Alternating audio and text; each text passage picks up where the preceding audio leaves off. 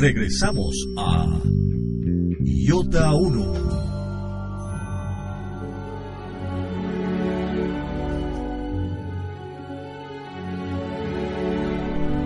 Continuamos hablando en este capítulo número 40 sobre la Teodicea y estamos tocando justamente el gran tema de la muerte. Debemos hablar un momento acerca de la esperanza cristiana y cómo es firmísima, pero y sin embargo admite la incertidumbre sobre la propia salvación eterna. Aquí el heresiarca Calvino creía encontrar una contradicción entre la firmísima esperanza y la incertidumbre, y enseñó que todo cristiano debe estar seguro por la misericordia de Cristo de llegar salvado a la vida eterna. Decía, citado por Manzoni, «No es verdaderamente fiel sino quien, confiando en las promesas de la divina benevolencia hacia él, espera anticipadamente y con plena certeza su eterna salvación». ¡Qué impías palabras! La solución que intenta eliminar de la esperanza todo elemento de incertidumbre confunde las dos esencias: la fe, que es segura, y la esperanza, que es incierta. Y si son incompatibles, no pudiéndose esperar aquello de lo que se está seguro, ni creer conseguir infaliblemente lo que solamente se espera. Que Dios premie a los justos con la vida eterna, a los justos, es una certeza de fe, no es objeto de la esperanza. Pero que Dios me premie a mí en particular es objeto de esperanza. Tal esperanza es firmísima si contemplo la fidelidad y potencia de quien me promete la vida eterna. Pero es sin embargo pura esperanza, es decir, expectación en suspenso, si contemplo mis obras, que son la condición exigida para la promesa.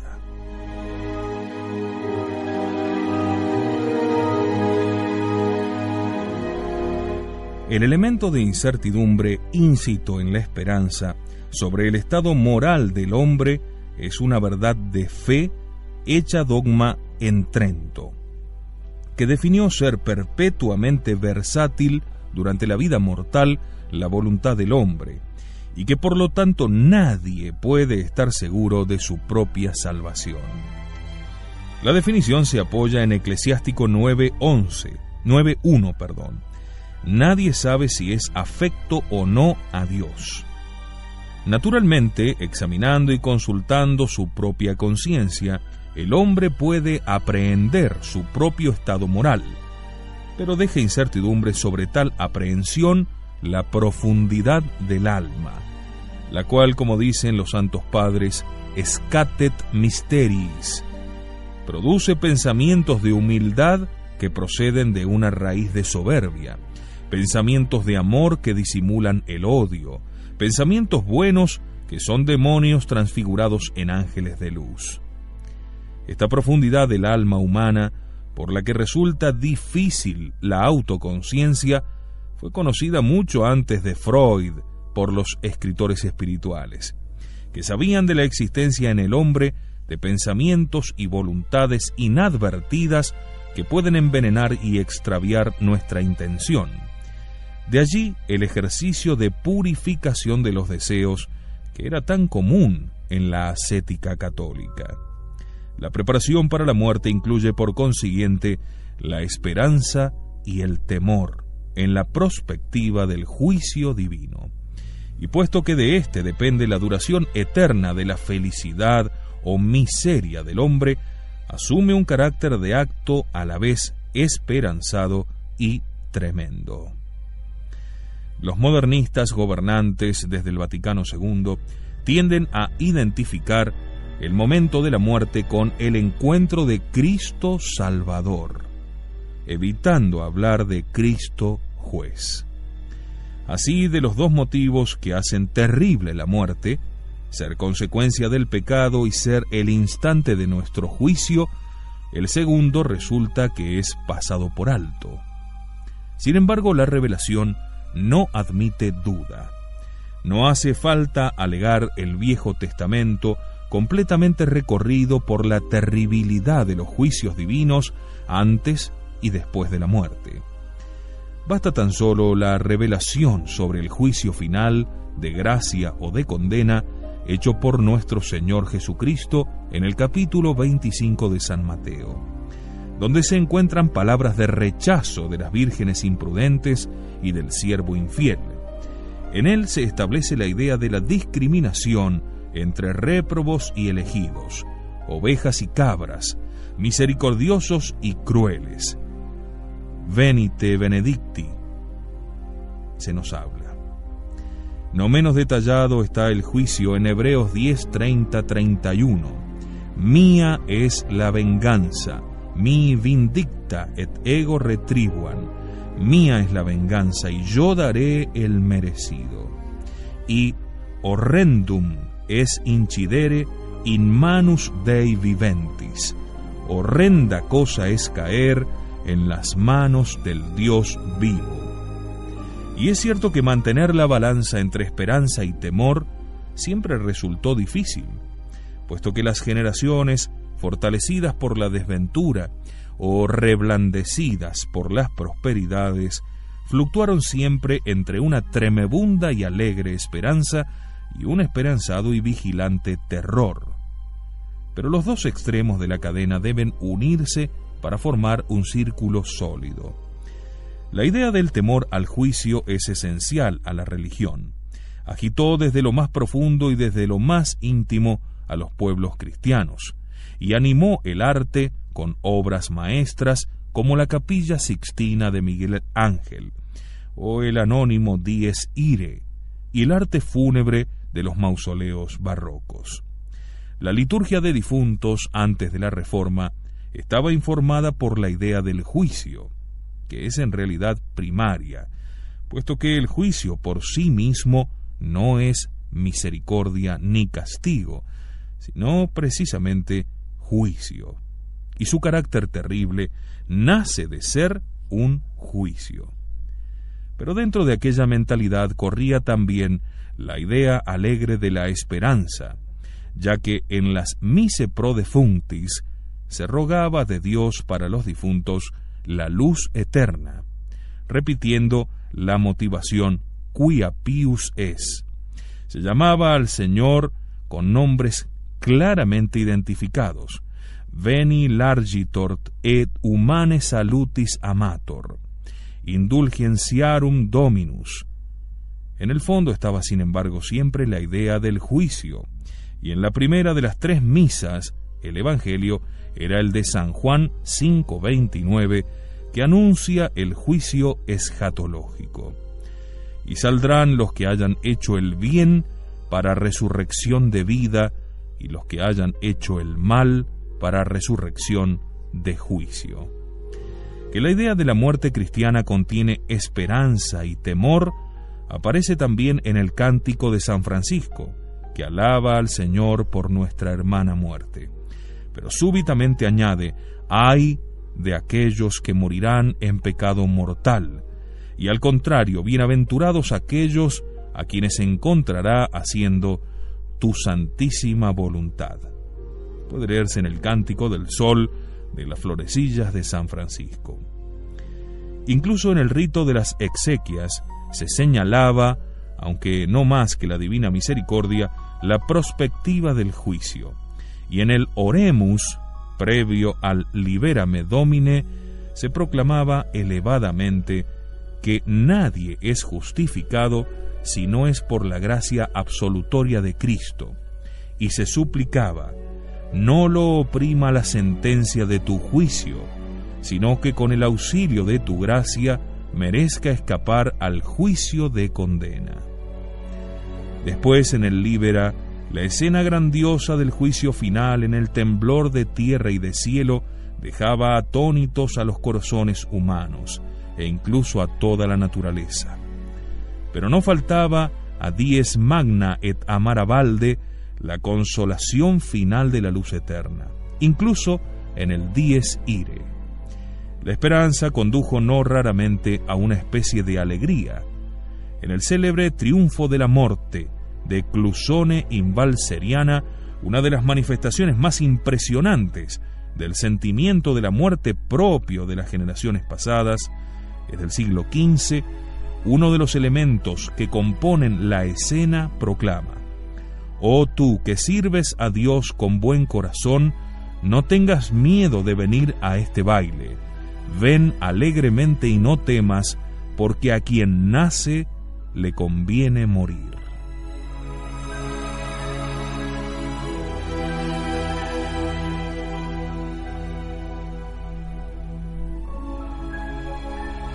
En la mentalidad postconciliar y en la reforma litúrgica, la idea de la muerte como juicio y discrimen absoluto retrocede y desaparece detrás de la idea de la salvación eterna.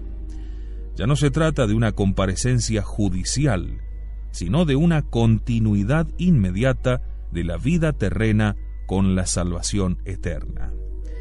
Con ello enlaza la nueva teoría, según la cual en la muerte misma de cada individuo, el alma asume el cuerpo incorruptible y con éste entra en la gloria, como sucedió con la Santísima Virgen Asunta. Todos los hombres en suma serían asumidos. Creería un derroche de palabras ponerme a evidenciar este absurdo y la superficialidad de esa opinión. Niega la resurrección de los muertos que profesamos en el credo como un evento futuro al fin de los tiempos. No tiene en cuenta la identidad personal entre el individuo vivo y el individuo muerto, y abole los privilegios de la Santísima Virgen mencionados expresamente en aquella solemne definición del Papa Pío XII y aquí juzgados como expresiones poco felices. Estas visiones heréticas se popularizan dentro, lamentablemente, de los diarios católicos. Se expolia a la muerte de su carácter incierto. Se la representa como un evento que nos introduce inmediatamente en la gloria de Cristo. Son generalmente expulsadas del nuevo rito las palabras que aluden al juicio, al infierno o al purgatorio, de las cuales no huían antes las preces por los difuntos. De las letanías de los santos fue expulsada la invocación In die judici libera nos Domine. La muerte resulta ser un evento unívoco, no un encuentro con Cristo juez, como se dice en el credo, qui venturus est judicare. Nos dicen que ahora es un encuentro con Cristo Salvador.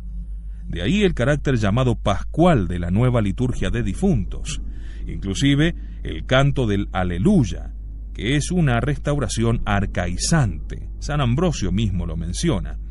La expulsión del dies irae, o la sustitución de los ornamentos negros por otros violetas o rosados.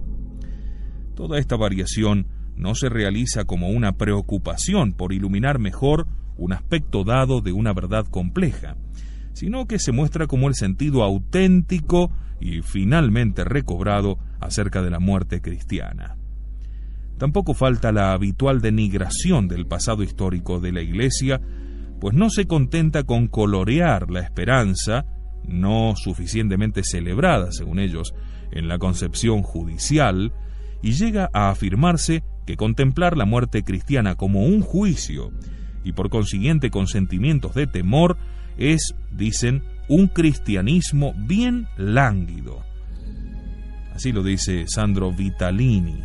En el año 1975, el profesor de Friburgo olvida el juicio de la Capilla Sixtina, al Savonarola que conmovía a Guicciardini, y a San Juan Bosco, quien en la predicación del juicio movía al auditorio a gemidos y a llantos. Es verdad que en la segunda misa, el nuevo rito incluye el Evangelio escatológico de Mateo 25, pero en la aclamación precedente se conserva solamente el bendice, y al interpretarlo el misal de la Asamblea Cristiana editado por la Conferencia Episcopal Italiana, el sentido de aquel pasaje se reduce tan solo a la venida de Jesús, otra vez Mesías, que hace pasar a sus elegidos de su reino al del Padre. El significado del término elegidos, que envuelve la idea de distinguir, preferir, extraer de una masa y remite a la idea de la predestinación, es totalmente rechazado por la nueva tanatología. En la anterior instrucción, previa al citado misal, en la liturgia de difuntos se define que la muerte es esencialmente no muerte, vida, gloria y resurrección. Se establece así una ilegítima identidad entre dos conceptos: la resurrección, por la que reciben la vida los cuerpos, que es universal y que no tiene en cuenta el mérito moral, y la resurrección por la cual las almas fieles reciben la vida eterna. La primera resurrección no está causada por un juicio de méritos, pero la segunda sí, y tiene como alternativa la segunda muerte, que no se menciona aquí de ninguna manera. Sí se cita de pasada la necesidad de la purificación para las almas que se salvan, y se expone entonces una amorfa teoría del purgatorio sin usar en ningún momento el término usado por la Iglesia. Pero no se menciona la alternativa de la perdición eterna. En fin, los 4 novísimos parecen reducidos a 2, tan solo muerte y paraíso. La religión tiene, sin embargo, miles de ejemplos de muerte lúcida, en la cual no exulta una insensata esperanza, ni inquieta o perturba el fin una desconfianza injuriosa para Dios. Rosmini y Enriqueta Manzoni prestaron en la hora de su muerte un homenaje a esta fe de la Iglesia. No siendo la muerte un acto de consentimiento y de ofrecimiento, y entonces perdiendo su carácter de crisis, juicio y separación, de donde viene el cribro en el arte de los mausoleos, también pierde solemnidad la sepultura. Y así como debilitándose la idea religiosa de la vida eterna, decae igualmente la gravedad y solemnidad de la muerte, convertida ahora en pura accidentalidad del mundo, los ritos y los vestidos fúnebres deben igualmente decaer y dejar lugar a simples prácticas de levantamiento del cadáver. La locución metere via un morto, para decir que se le da sepultura, evidencia su trágica crueldad. Sepultar a un hombre es quitarlo de en medio. Ahora queda claro así: separarlo totalmente de la sociedad humana. La civitas hominis, habiendo identificado la vida con la sensación placentera, repugna a toda perspectiva de muerte. Este sentido del quitar es ajeno completamente a la religión, que cree en la otra vida, o más bien en la continuidad de las dos vidas, una como antesala de la otra. No hay entre esta vida y la otra esa contraposición tan vivamente sentida por los modernos, para quienes aquella estropea esta y es estropeada por esta. Y precisamente por el sentido de esa continuidad, el acto de morir, implicando un destino sin fin, tenía grandeza y dignidad, y precisamente por eso recibía los cuidados de la comunidad y de la Iglesia. No ocurría en todas partes, como en ciertas diócesis de Francia, cuando toda la comunidad se reunía en torno al moribundo, continuando durante días salmodias, oraciones, actos de piedad y de religión. Sin embargo, la muerte, considerada un acto decisivo y difícil, no se abandonaba al hombre solitario.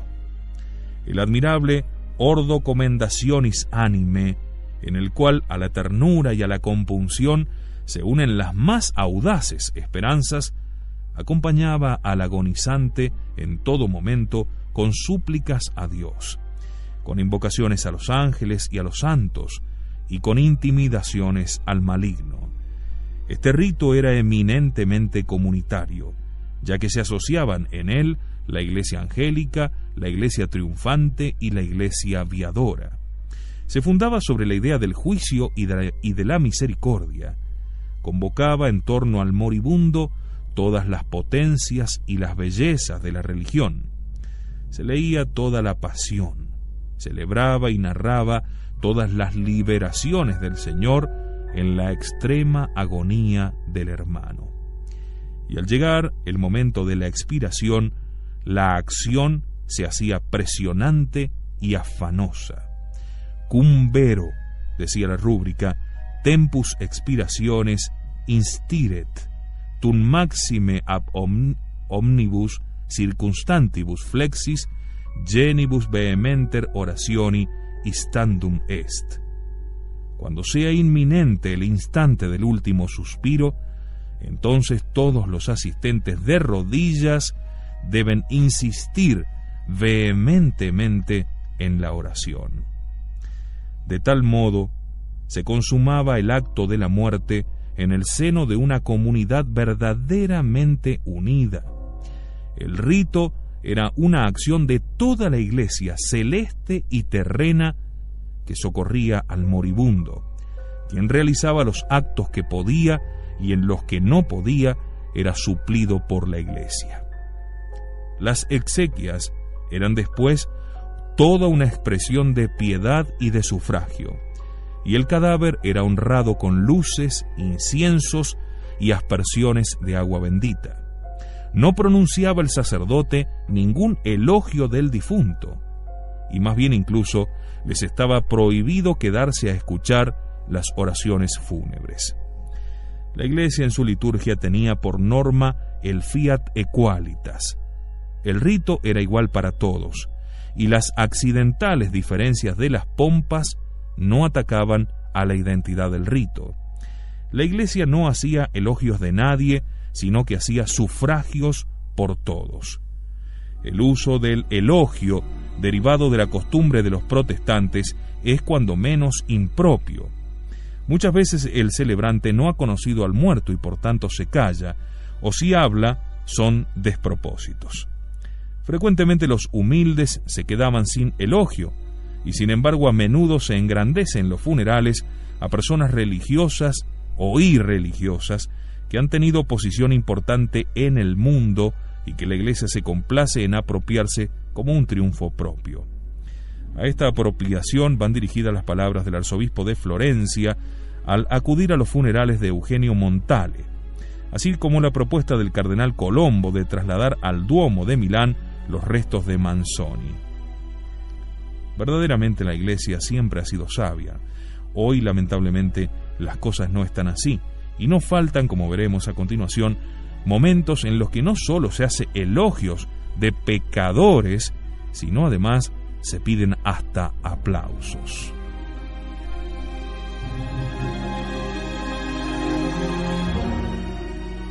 Siempre la memoria y los sufragios por los difuntos eran renovados en el día 7º y en el día 30, y se celebraban los aniversarios cantándose también el oficio de los muertos.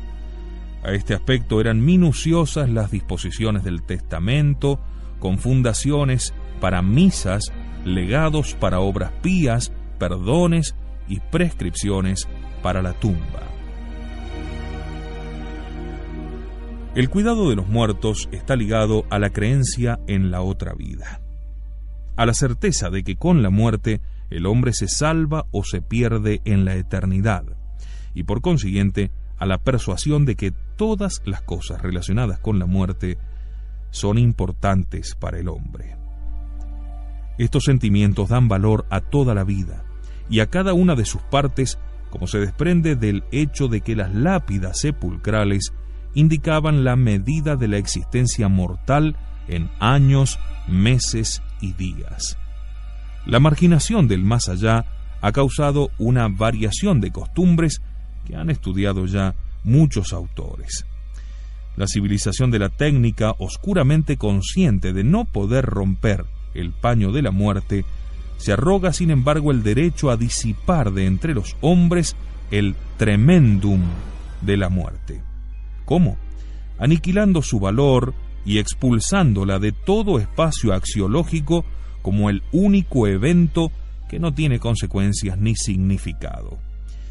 Mientras en tiempos se ponía todo en marcha para que la muerte fuese preparada y advertida, hoy el arte médico multiplica las terapias que salvan la vida, pero ve su propia perfección en la eutanasia. Y no pudiendo vencer a la muerte, entonces la hace insensible. Cuando agonizaba Luis XIII, y puesto que el rey estaba adormecido y los médicos juzgaban próxima su muerte, fue llamado entonces su confesor, para que despertase al rey y le advirtiese de que había llegado el momento. El hecho es narrado por San Vicente de Paúl, a quien el rey había llamado a su lecho de muerte. Pascal se hizo llevar a los incurables para poder morir entre los pobres de Cristo. Qué diferencia, ¿verdad? En siglos en que la ciencia médica era infantil y carecía de todos los recursos refinados, y el médico se desplazaba hasta el enfermo, hoy ocurre al revés, la enfermedad y la muerte tenían como lugar natural el propio hogar. Los familiares eran quienes auxiliaban al hombre en sus sufrimientos y en su muerte. Hoy, como exigencia de la prodigiosa diferenciación del arte médico, la enfermedad y la muerte se remiten al hospital, donde en tiempos solamente entraban los desvalidos. La solicitud por los cadáveres, considerada obligación primaria de la piedad familiar, ahora se remite a las funerarias. Han caído en desuso los ritos con que la Iglesia manifestaba la importancia otorgada al destino eterno, a la inmortalidad y a la resurrección. La familia, celebrada por la nueva teología como la Iglesia doméstica, ya no conoce ningún culto a los muertos. En tiempos el hombre vivía su enfermedad en el seno de su familia, agonizaba en casa y moría en casa. Para recoger su último aliento, los parientes acudían desde lejos, con prisa piadosa. El cadáver era compuesto junto a los sagrados penates, adornado con flores y luces, velado sin descanso noches enteras. A su lado se hablaba en voz baja. En la casa enlutada se cubrían los espejos. Hoy, los cadáveres son evacuados del hospital al tanatorio del hospital, a la morgue, y de allí a la morgue pública, donde promiscuamente yacen distinguidos tan solo por una ficha. Se ha abolido el levantamiento del cadáver de la casa obitual hacia la iglesia y hacia el campo santo, que hoy le llaman necrópolis. En muchas grandes ciudades los cadáveres se acumulan en el obitorio público y allí, sin la presencia de familiares, 3 o 4 veces al mes, son todos rápidamente bendecidos por un sacerdote, a veces, y después llevados a la inhumación o al crematorio.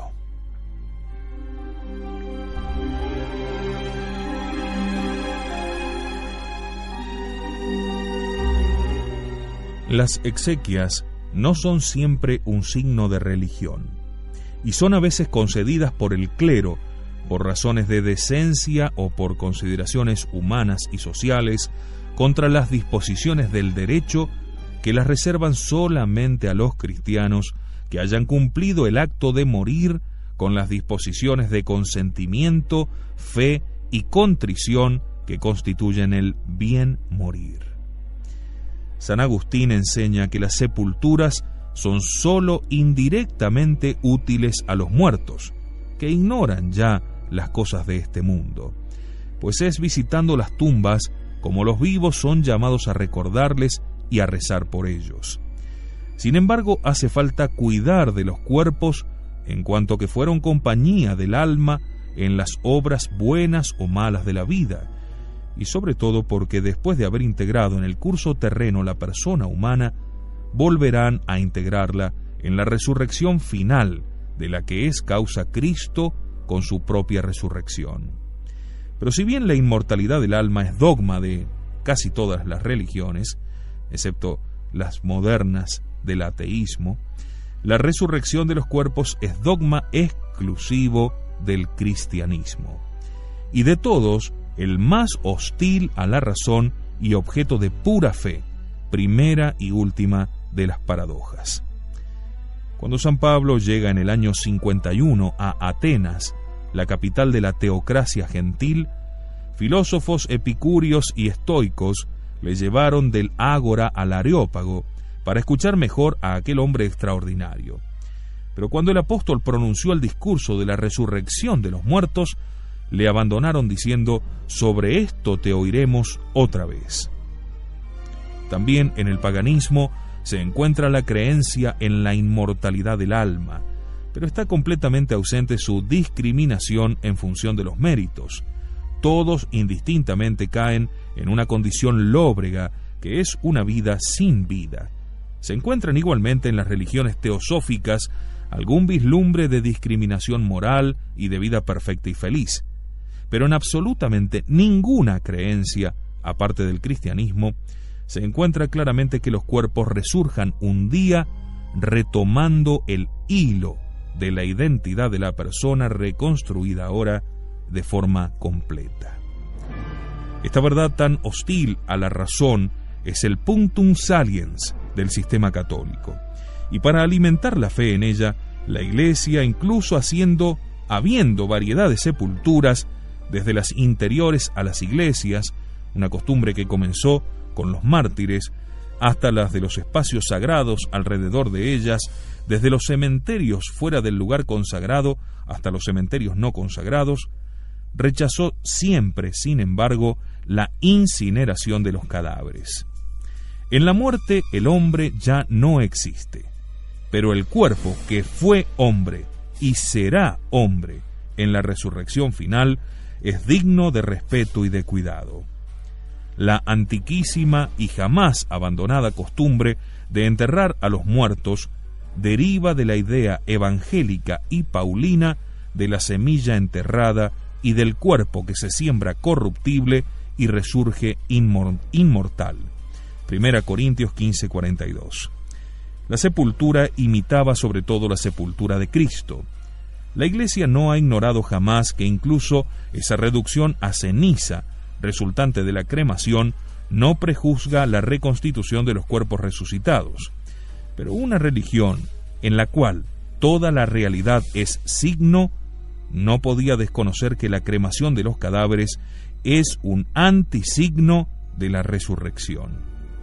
No es que la incineración contradiga directamente la idea de la resurrección, pero ciertamente le roba todo el simbolismo de la inhumación y priva de significado incluso a los mismos admirables vocablos encontrados por los primeros cristianos. Cementerio, es decir, dormitorio; camposanto, es decir, lugar consagrado a Dios; deposición, no en el sentido físico de poner bajo tierra, sino en el sentido legal, por el cual el cadáver es dejado en depósito, que se restituirá el día de la resurrección. Estos valores simbólicos parecieron tan poderosos que la Iglesia los hizo pasar a valores dogmáticos. Hacer incinerar el propio cadáver se consideró comúnmente un signo de incredulidad, aunque muchas veces la preferencia por la cremación pudiese depender más que de la irreligión, del miedo irracional a ser enterrado vivo. El canon 1203 consideraba ilegítimas y como no puestas las disposiciones testamentarias para la cremación. Sin embargo, en todas las innovaciones, en todos los cambios, en todo el dar vuelta a la Iglesia histórica, en olvidarla y en pisotearla, el nuevo código canónico, en el canon 1176, la ha admitido formalmente en las exequias, confirmando la gran innovación de Pablo VI. En ciudades donde existe un horno crematorio, el número de las incineraciones ya ha superado rápidamente al de las inhumaciones. La pérdida de la originalidad de la Iglesia, incluso en cosas de tradición inmemorial, y de alto sentido religioso, forma parte de este fenómeno general de acomodación al mundo, de decoloración de lo sagrado, de invasivo utilitarismo y de eclipse del primordial destino ultramundano del hombre.